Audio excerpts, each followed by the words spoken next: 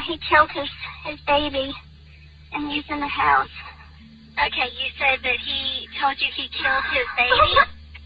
Okay, ma'am, listen to me. What's your name? When an adopted daughter decided to reconnect with her biological parents, she had no idea that it would be the worst decision of her life. Although she may have been looking for a rekindled relationship with her family, that relationship would take a disturbing turn for the worse. What is up, Iwu Crew? Today we will be following the destructive series of events that turned a man into a cold-blooded killer. They say blood is thicker than water, but when it comes to this case, it will be proven that father doesn't always know best. Let's get into it.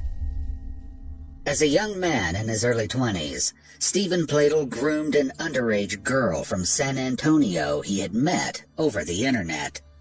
He decided to make the trek from his home in New York all the way down to Texas to meet the young girl. The year was 1995, and the girl was 15-year-old Alyssa. The pair's parents didn't stand in the way of their union, even though Alyssa was still a child at the time. The two continued their relationship, and Alyssa soon became pregnant just 2 years after meeting Stephen. On a January day in 1998, the young 17-year-old Alyssa went into labor, and together with her soon-to-be husband Stephen, welcomed a little girl into the world. Alyssa allegedly witnessed Stephen physically abusing their infant daughter, who they named Denise. According to Alyssa, he would pinch Denise so hard that he would leave bruises all over the defenseless baby's body. If that wasn't enough, she claimed that Stephen would even trap the baby in a cooler and diabolically wait until almost all the oxygen had run out before releasing her. But these were sadly only just a few of the alleged abuses his daughter would experience at her father's hands. Fed up, Alyssa stepped in and did one of the hardest things a mother could arguably do. She decided to give her baby up for adoption so that her 8-month-old could live and be happy. Stephen and Alyssa's daughter Denise was adopted by Anthony and Kelly Fusco, who were described as very kind and open-hearted people. They renamed the baby Katie, and she was sent to live with them in their happy home in Dover, New York. There, Katie would grow up to become an artistic young lady on her way to college. All the while, her birth parents, Stephen and Alyssa Pladel, remained together and had another daughter nearly 10 years after giving up Katie for adoption. Alyssa felt that they were older now and more mature, and therefore more capable of raising children.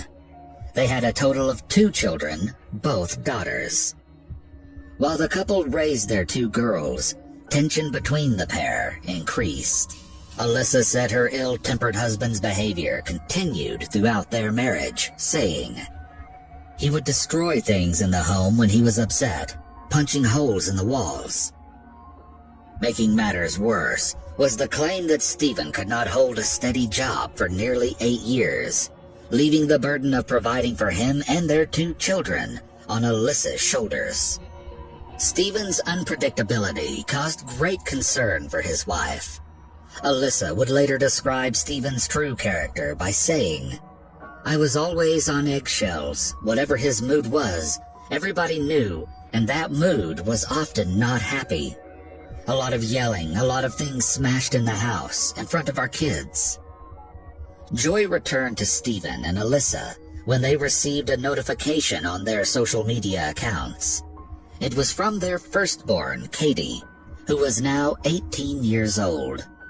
She had turned to the internet to help her track down her biological parents, and was successful in locating them. After trading messages, Katie changed her plans of studying art in college. Instead, she moved down to Henrico, Virginia, to live with her newly found biological parents and younger sisters. Katie's adoptive parents were wary of the arrangement, but decided that she was old enough to make her own decisions. Familial bonds were formed, but Katie's arrival would only push Stephen and Alyssa's marriage further apart. Stephen's behavior changed whenever he was around his daughter, Katie. Alyssa even pointed out that Stephen attempted to make himself look younger by shaving his beard and changing up his wardrobe. Noticing the growing kinship between Katie and Stephen, Alyssa felt the need to disclose to Katie the abuse she had suffered at the hands of her father when she was an infant. But the news didn't faze Katie. Instead, the father and daughter grew even closer. Things between Stephen and Katie took an awkward turn when the 40-year-old started sleeping on the floor of Katie's bedroom. Growing concerned by the situation, Alyssa asked Stephen why he felt the need to sleep in her room. He became confrontational and stormed out of the house. Stephen's affection for his daughter had transcended normalcy. They had fallen in love. In November of 2016, still unaware of her husband's and daughter's intimate relationship, Alyssa moved out and filed for a divorce from Stephen. They split the custody of their two younger daughters, and Katie stayed in the home with Stephen. Now with nothing in their way, Stephen and Katie continued their incestuous relationship. It wouldn't be until the following May when Alyssa would finally realize the extent of the affection between her now ex-husband and their oldest daughter. It was a bombshell journal entry that detailed the unnatural relationship. The entry was written by Stephen and Alyssa's 11-year-old daughter. The young girl wrote, "Katie is pregnant. Dad says they feel like couples. Did they get a little too drunk that night? My dad is..." Adding, "He's Satan. He's Satan. He'll go to hell, but he won't be the one getting tortured. He'll be the one torturing people." In the journal, the young girl drew pictures of both her dad and sister, portraying them as demons. The entry concluded with, "Wait 1 second. If he's Satan and Katie is a human, then the baby will be half demon."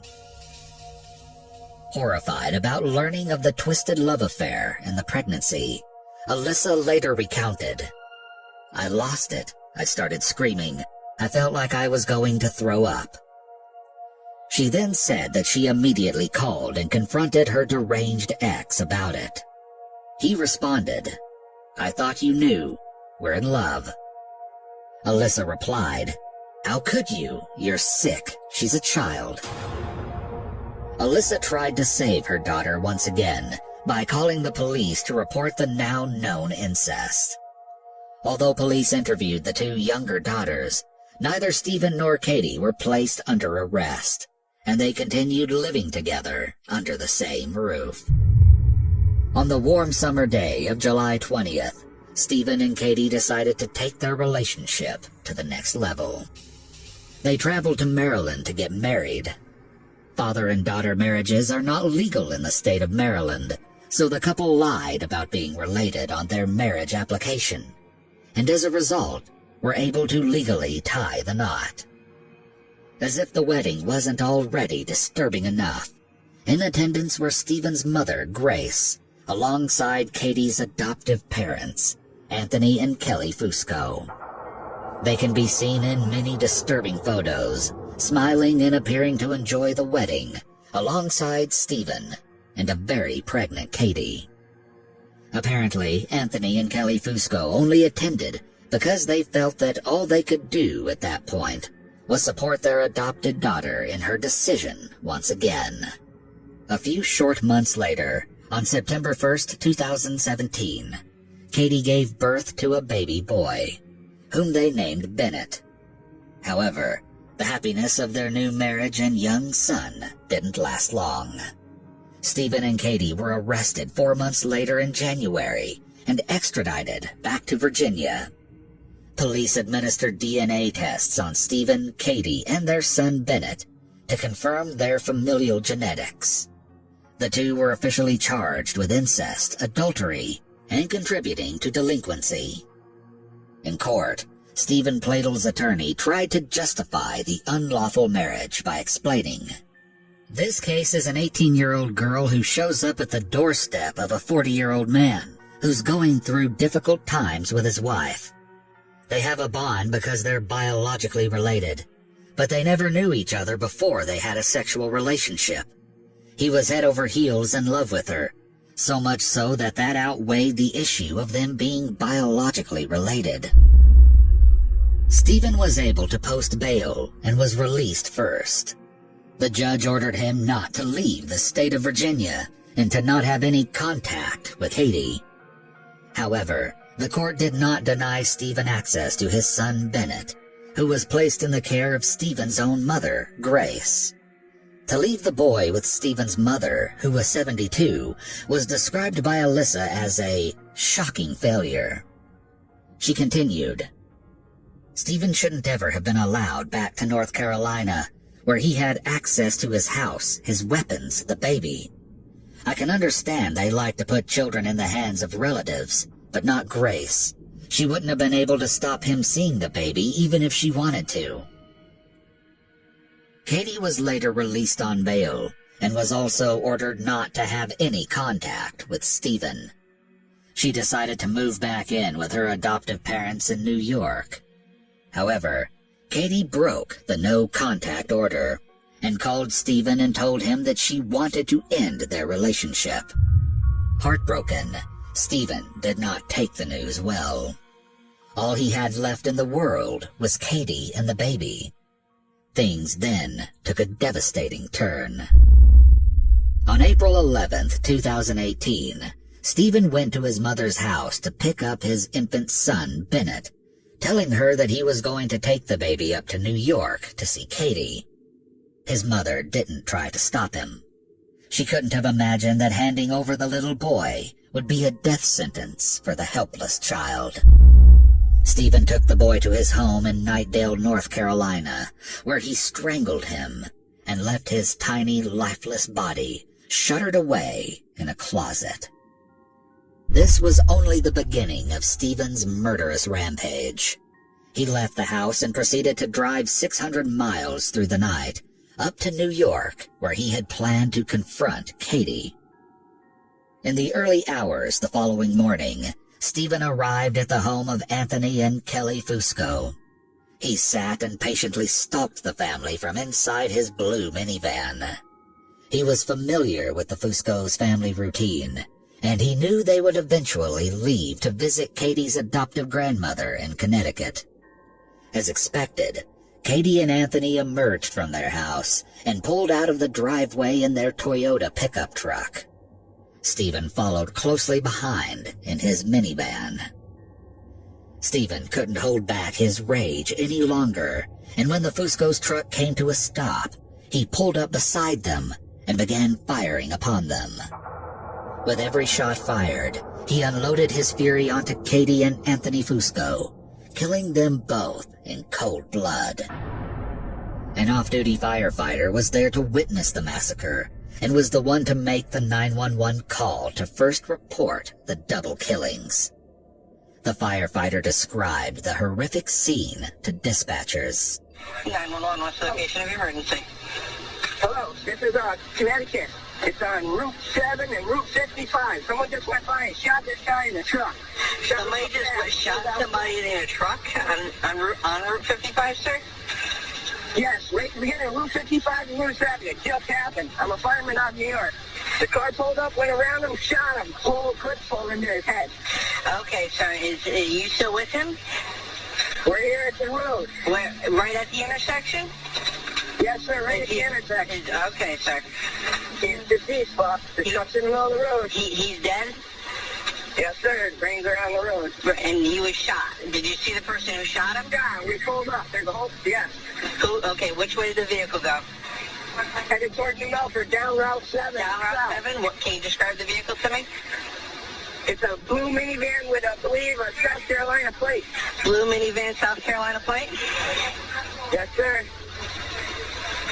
A light blue minivan. Okay, so just stay on the line with me. 911 dispatchers soon received another phone call. This time it was Stephen's mother, Grace. In the call, Grace described what Stephen had just confessed to her, telling dispatchers about the dead baby boy and how Stephen had killed Katie and her dad. He killed his wife, he killed her father, and I can't even believe this is happening. He left the baby dead when he left. Stephen's mother cried out to the dispatcher. 5 miles from the scene of Katie and Anthony Fusco's slaying, police found Stephen's vehicle, but Stephen was in no condition to be arrested. He had shot himself, and his motionless body sat slouched in the driver's seat of the running vehicle. Stephen's ex-wife, Alyssa, eventually looked back on the events and said, "It's been a difficult roller coaster of emotions, because I'm so devastated by the loss of Katie and her adoptive dad and baby. But it's such a relief that I don't have to look over my shoulder anymore to see if Steve is there."